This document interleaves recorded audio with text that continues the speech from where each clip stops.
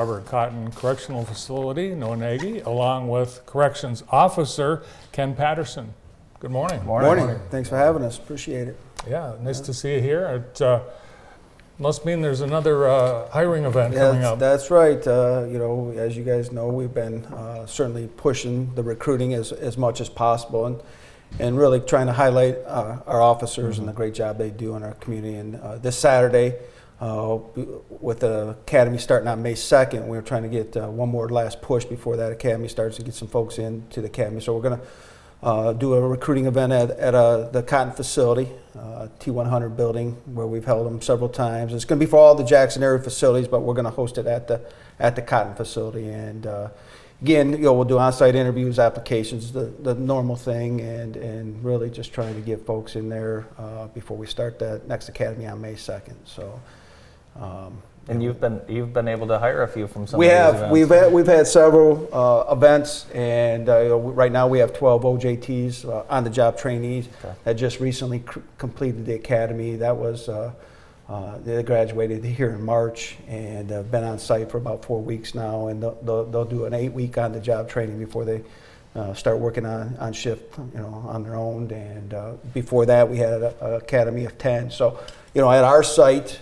We've done really well, and it's needed because there's promotions, there's retirements, there's folks doing moving on to do other things just like there is everywhere else. Yeah. So, yeah. Ken, you've been with the MDOC nearly a quarter of a century. Yes. Yes. Why did you decide you wanted to make this a career? Well, it kind of started, when I first moved here. I had, majored in criminal justice at my college, and it was an opportunity for me to join the Department of Corrections, and I kind of took it and ran with it. Been there 23 years. When you started, Ken, did you think it would be a place that you spent your whole career? Not really, but it just kind of matured into that, and I'm happy with the decision. Yeah, that's really cool to hear. Talk about some of your experiences and maybe some opportunities that you've had along your career. I've had opportunities to really, influence people, mentor people. That's kind of where I'm at with my lifestyle, as far as being a people's person, and that's pretty much. I was just going to say, Ken talks about mentoring. He's done a lot of that in the community with kids in his community. But when we have new staff, and I know we've talked about this a couple of different times here on this show about it being a people person job. We're making a difference in lives, and we like to work with people, and that's what keeps somebody around for 23 years. And that mentoring piece is so important because folks are watching you all the time, and how you live your life, how you carry yourself in your day to day. And Ken is just another example of the staff we have at Cotton that really lead by example. They're doing the right thing every day, and they're setting that tone for folks and mentoring folks so that when they do transition back out into the community, they've seen it and they know how to live it because of folks like Ken and the job he does on a day-to-day basis. It's a high praise coming from the warden, Ken. Talk a little bit about maybe what would you say to people that are considering a career in corrections? They don't know much about it. They've heard the ads, want to change. What would you say to people about your job and career, really? I would say, it's an opportunity for you to not only just be able to deal with people, but it's also teaches you discipline. Also you get an opportunity to make good money, have benefits to take care of your family. You get a chance to have because corrections get such a bad stigma, and you'll be able to share that with other people in your community and people you come in contact with, that, corrections is not as bad as what people what think it is. Yeah, Noah's mentioned the life you live outside the walls. It's also an example to your fellow officers, but also the inmates. What are some of the things, what your personal experience outside of work? My personal experience has been, like we said, mentoring in the community, dealing with teens, adults as well. We're just gonna say not that teenagers are the only ones that need mentoring. You have adults that need mentoring as well.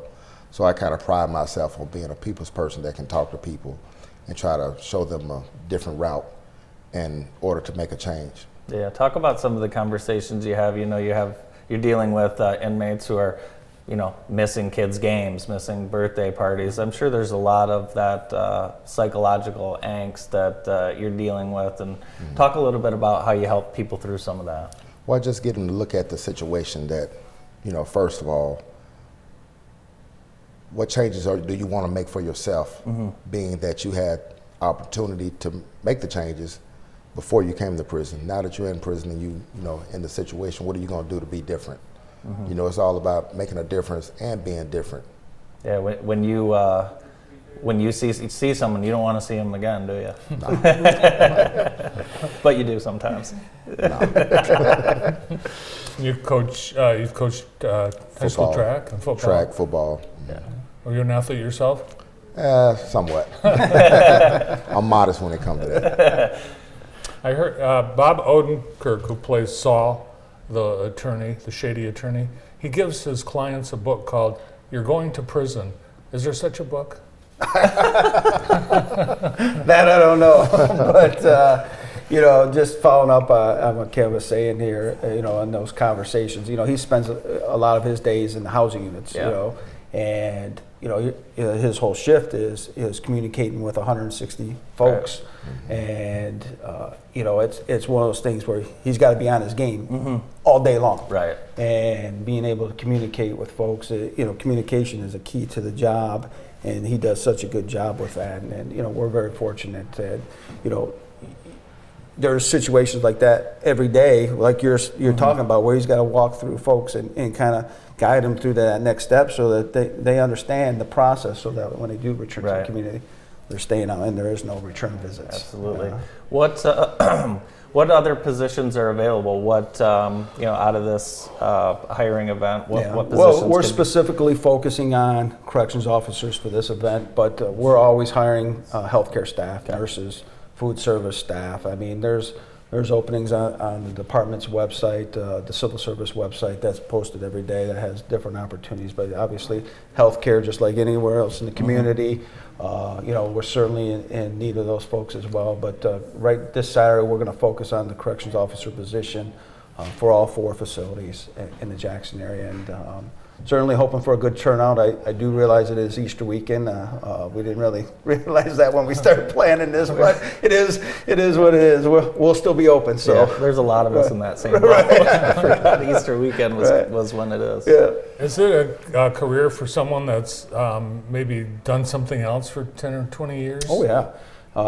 We recently have had some folks that have done another career and started later in life. A couple months ago, we had brought on one of our officers who had started later in her career and had worked many jobs, had gotten her bachelor's and had gotten her master's degree, and joined our department at that point. There's certainly no restrictions as far as where you're at in life.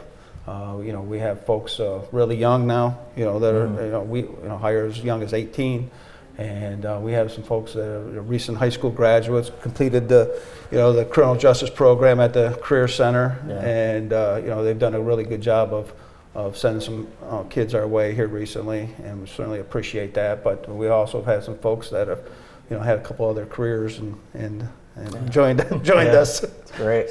So again, the open interviews is happening this weekend, Saturday, from 9 a.m. to 2 p.m. And Noah, you'll be there. I will. Yeah, I awesome. will. Yep. Our warden, Noah Nagy, and corrections officer Ken Patterson. Thank you both for being with us today. Thanks for having us. Appreciate it. We'll be right back. More of the morning show after this.